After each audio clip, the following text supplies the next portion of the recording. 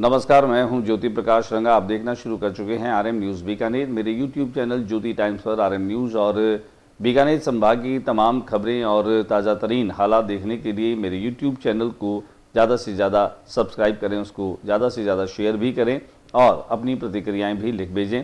और अब डाल लेते हैं बीकानेर दिन भर क्या कुछ रहा, खास डाल लेते हैं एक नज़र। केंद्रीय आवासन और शहरी कार्य राज्य मंत्री तोफन साहू पहुंचे बीकानेर सर्किट हाउस में। स्थानीय जनप्रतिनिधियों ने किया स्वागत।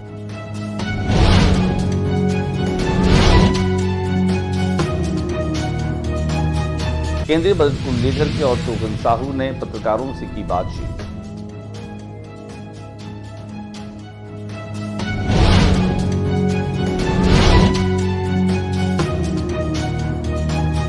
पांच सूत्री मांग पत्र को लेकर के राजस्थान लेबोरेटरी टेक्नीशियन एसोसिएशन ने किया प्रदर्शन और दिया ज्ञापन।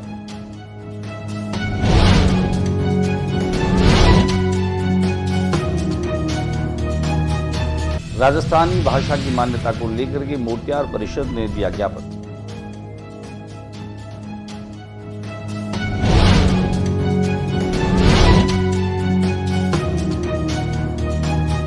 बीकानेर जिले में चोरियां थमने का नाम नहीं ले रही। नया शहर थाना क्षेत्र में बैंक के आगे से इलेक्ट्रिक साइकिल हुई चोरी।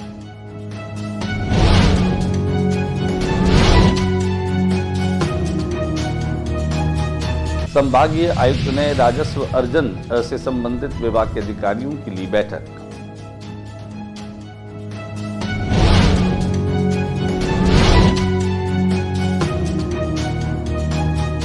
बीकानेर में दर्पण फेस ऑफ इंडिया का होगा आयोजन। पत्रकार वार्ता में दी जानकारी।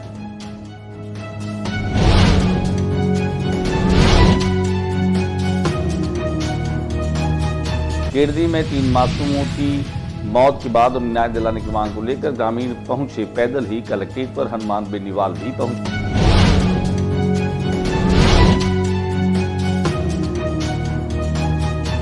प्रदर्शन को देखते हुए पुलिस ने लगा रखा है चारों तरफ से जाब्ता और भी पुख्ता इंतजाम।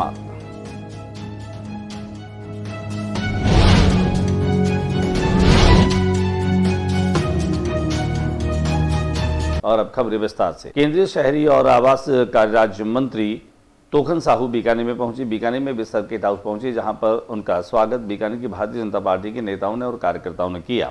तोफन साहू के बीकानेर सर्किट हाउस पहुंचने के साथ ही पहले से ही यहां कार्यकर्ता और नेता जमा थे। आने के साथ ही फूल मालाओं से और बुक्के देकर के उनका स्वागत और अभिनंदन किया गया। आइए हम आपको दिखा देते हैं केंद्रीय शहरी और आवास कार्य राज्य मंत्री तोफन साहू के अभिनंदन और सम्मान की कुछ तस्वीरें।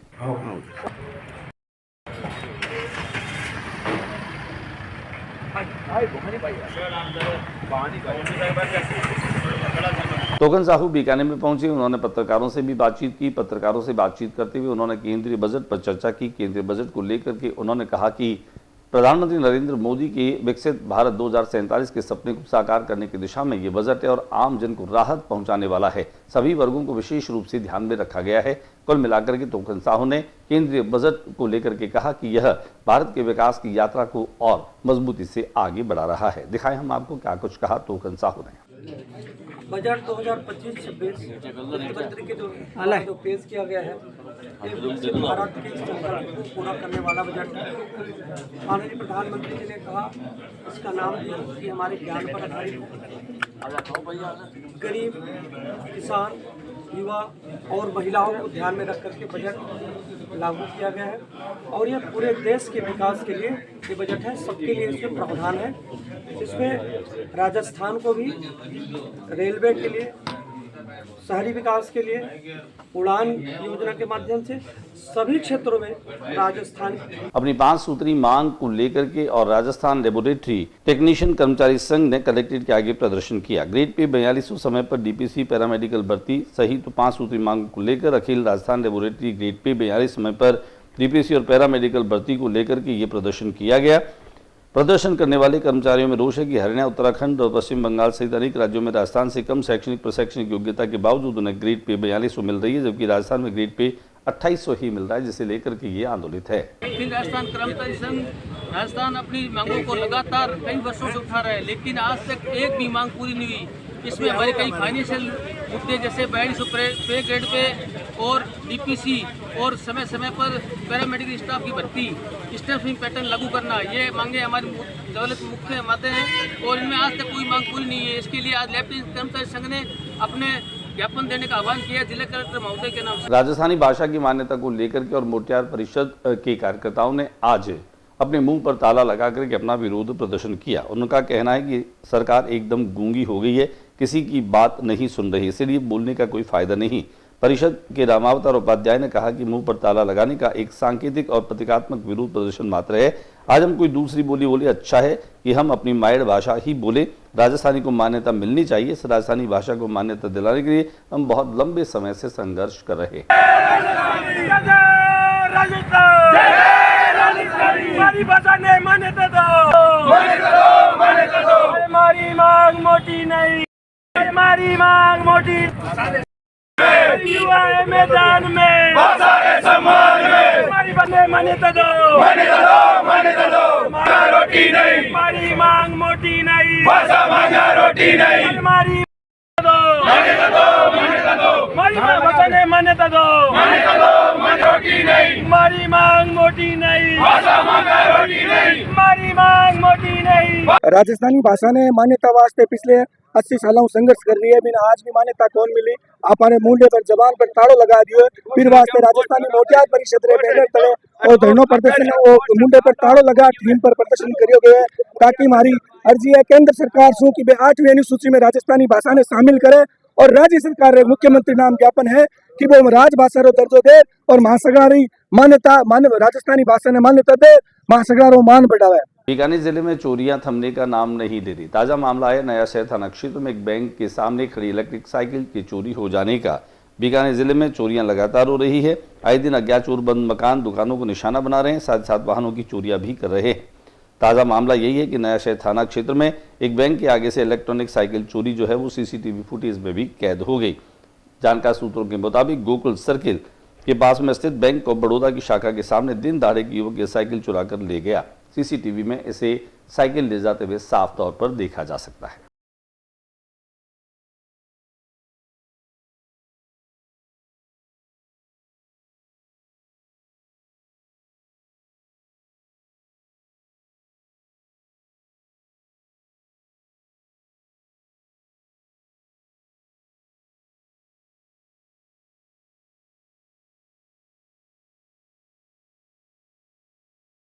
संभागीय आयुक्त ने राजस्व अर्जन से जुड़े विभागों की आज एक समीक्षा बैठक की।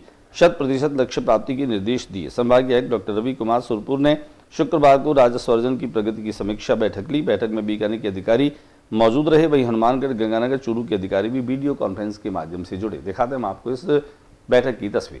बीकानेर में दर्पण फेस ऑफ इंडिया का भव्य आयोजन किया जाएगा।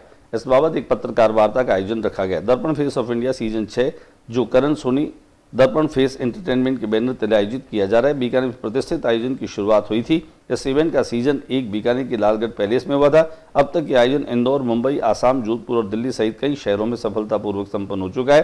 अब फिर से बीकानेर से ऐतिहासिक आयोजन का केंद्र बनने जा रहा है। विशेष कार्यक्रम 8 मार्च अंतर्राष्ट्रीय महिला दिवस पर यह सम्मान समारोह। इस आयोजन में समाज की प्रतिष्ठित महिलाओं का सम्मान किया जाएगा। सौंदर्य प्रतियोगिताओं का आयोजन भी होगा। कार्यक्रम में विशेष आमंत्रित अतिथि किन्नर समाज के अध्यक्ष मुस्कान बाई, सुमन जी, महेश सिंह जी पुरोहित, पूनम जी मोदी और अन्य प्रतिष्ठित व्यक्तित्व होंगे। देखा था हम आपको इस पत्रकार वार्ता की कुछ तस्वीरें। दर्पण फेस ऑफ इंडिया के नाम से सीजन 6 करने जा रहे हैं, जो 8 मार्च को इंटरनेशनल वुमेन्स डे है। तो वुमेन डे के उपलक्ष्य में अपन ने अवार्ड सेरेमनी का फंक्शन रखा है, साथ में एक ब्यूटी पेजेंट शो रखा है। तो ब्यूटी पेजेंट है अपने राजस्थान के ब्यूटी को प्रेजेंट करने के लिए। इसमें सभी महिलाओं को अपन भाग देने का कोशिश कर रहे हैं कि सब आगे से आगे बढ़े और फैशन शो के अंदर उनको अपन मौका दे रहे हैं। और उनको आगे भी अगर जाना है इंडस्ट्री लाइन में तो उसके लिए भी उनको मौका मिलेगा, अगर जिनमें टैलेंट है और आगे बढ़ने के लिए अगर उत्साहित है। 251 अपन महिलाओं को सम्मान करने का अपन ने टारगेट रखा है। तो 251 का टारगेट है। और उसके अलावा ब्यूटी पेजेंट शो के अंदर है 20 रहेंगे, 20 मिस और 20 मिसेस कैटेगरी। एंट्री फीस कुछ भी नहीं है, सब कुछ फ्री है।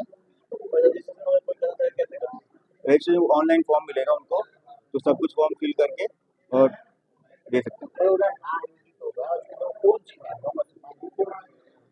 महिलाओं की कैटेगरीज हैं जिसमें पुलिस प्रशासन की महिला भी होगी और एजुकेशन डिपार्टमेंट से एनजीओ वाली महिला, डॉक्टर्स हैं, टीचर्स हैं, तो ये सारे कैटेगरी अलग अलग कैटेगरीज हैं। उसमें अपने चीफ गेस्ट में साथ में मुस्कान भाई साहब आएंगे जो किन्नर समाज के अध्यक्ष हैं, उनको भी अपन ने स्पेशली बुलाया है।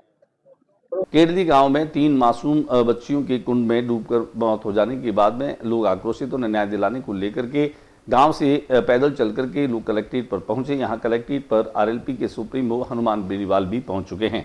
हम आपको दिखाते हैं यहाँ की वो तस्वीरें कि कैसे इन मासूमों की मौत के बाद इन्हें न्याय दिलाने की मांग को लेकर ये लगातार प्रदर्शन हो रहा है। जो बड़ी रैली आज कल हम बीकानेर कलेक्ट्रेट पे कर सकते हैं। पूरे राजस्थान के अंदर बड़ा आंदोलन चलेगा।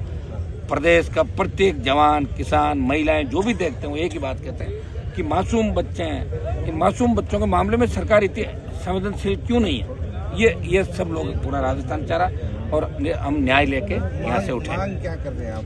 बात आर्थिक पैकेज है इनका कि आर्थिक पैकेज 50 लाख रुपए की बात आर्थिक पैकेज की हम लोगों ने रखी थी कि शुरू में 50 लाख रुपए आर्थिक पैकेज इनको दे। हम ये देख रहे हैं कि सरकार का डोल कितना है। हमने तो बात रख दी, अब सरकार क्या कह रही है। सरकार ने पहले 10 लाख रुपए की बात करी हो कि 10 लाख रुपए सरकार 10 लाख रुपए देने की बात कर रहे हैं। बात पैकेज की नहीं है, बात संवेदनशीलता की है। संवेदनशीलता कितनी है। सरकार ने कई जगह पैकेज दिए, कई जगह नौकरियां दी, कई जगह और काम किए, सरकार दबाव के अंदर किए। हम इसके अंदर देखते हैं सरकारी संवेदनशीलता कितनी है। दूसरा हमारा जो 3-4 लोग और है जो एफआईआर के अंदर, उनको निलंबन का मामला है और इसके अंदर आपराधिक जो कृत्य हुआ इसमें कार्रवाई हो, ये हमारी प्रमुख मांग है कि ऐसी घटनाओं की पुनरावृत्ति राजस्थान में दोबारा नहीं। गलती किसकी मानते हैं? तो टोटली शिक्षा विभाग की गलती है, टोटली शिक्षा विभाग की गलती है। जब ओद की शिकायत इन्होंने पहले कर दी तो फिर ऊपर वाले अधिकारियों की गलती। ये तो जेल जाएंगे सारे के सारे। इस मामले की अगर सही जांच होगी तो निश्चित रूप से इन लोगों को जेल भी होगी और सजा भी होगी। ठीक है, धन्यवाद। वहीं दूसरी ओर अगर ये देखें तो हनुमान बेनीवाल के पहुंचने के साथ और प्रदर्शन को देखते हुए उसको पूरी तरीके से शांतिपूर्ण तरीके से नियंत्रित करने के लिए पुलिस विभाग ने भी अपना जाब्ता तैयार कर रखा है। विशेष रूप से तमाम जो तैयारी है वो पुलिस की भी दिखाई दे रही है। हमारे कैमरा प्रतिनिधि शंकर सारस्वत ने पुलिस की इस तैयारियों को भी अपनी तस्वीरों में कैद किया। ऑल इंडिया लोको रनिंग स्टाफ ने अपनी मांगों को लेकर 36 घंटे के लिए भूख हड़ताल रखी। ऑल इंडिया लोको रनिंग स्टाफ एसोसिएशन की भूख हड़ताल बीकानेर शाखा के पूर्व सचिव श्री लाभ सक्सेना ने कहा कि रेल प्रशासन लंबे समय से रनिंग स्टाफ के हितों की अनदेखी कर रहा है। उन्होंने चेतावनी दी कि अगर मांगे नहीं मानी गई तो यूनियन आंदोलन को और तेज करेगी। उन्होंने कहा कि 7वें वेतन आयोग की सिफारिशों के बाद सभी रेल कर्मचारियों की टीए भत्ते में 25% की वृद्धि की गई। रनिंग कर्मचारियों की किलोमीटर भत्ते में कोई बढ़ोतरी नहीं की गई। कर्मचारियों ने किलोमीटर भत्ते की 70% राशि को आयकर से मुक्त करने की मांग भी की। उन्होंने कहा कि भारत में कानून एक दिन में 8 घंटे की ड्यूटी करने का प्रावधान है, लेकिन रेलवे के लोको पायलटों का कहना है कि 11 से 16 घंटे तक लगातार ड्यूटी करते हैं। हम और आपकी जिंदाबाद, अरेला रस्सा जिंदाबाद, जिंदाबाद जिंदाबाद। किलोमीटर अलाउंस बढ़ाना होगा, हर किलोमीटर अलाउंस बढ़ाना होगा, 46 घंटे रेस्ट देना होगा, देना। भारतीय राष्ट्रीय छात्र संगठन यानी कि एनएसयूआई के तत्वावधान में एक कार्यक्रम शुरू होने जा रहा है जिसमें नशा छोड़ो जीवन जोड़ो ये यात्रा शुरू की जाएगी। एनएसयूआई की ओर से नशा छोड़ो जीवन जोड़ो यात्रा शुरू हो रही है। इसे लेकर बीकानेर पहुंचे एनएसयूआई के बीकानेर प्रभारी हरेंद्र चौधरी ने बीकानेर के सर्किट हाउस में पत्रकारों से बातचीत की। यहाँ उन्होंने यात्रा के पोस्टर का विमोचन किया। इस दौरान एनएसयूआई कार्यकर्ताओं ने संभाग प्रभारी का माला पहना करके स्वागत किया। इस दौरान प्रदेश उपाध्यक्ष हरेंद्र चौधरी ने कहा कि यात्रा जैसलमेर जिले से शुरू होकर बाड़मेर, बालोतरा, जोधपुर, पाली, ब्यावर और अजमेर होते हुए राजधानी जयपुर में पहुंचेगी, जिसके पोस्टर का विमोचन आज किया गया। दिखाते हैं हम आपको इस पोस्टर विमोचन की वो तस्वीरें। आज के बुलेटिन में बस इतना ही। अगले बुलेटिन में नई गतिविधियों के साथ इस समय इसी चैनल पर फिर मुलाकात होगी। न्यूज रूम से ज्योति प्रकाश रंगा को इजाजत दीजिए। मेरे यूट्यूब चैनल को अधिक से अधिक सब्सक्राइब कीजिए और इसको ज़्यादा से ज़्यादा शेयर भी कीजिए। अगले नई ताज़ा तरीन वीडियो के साथ फिर उपस्थित रहूंगा। तब तक के लिए दीजिए इजाजत। नमस्कार।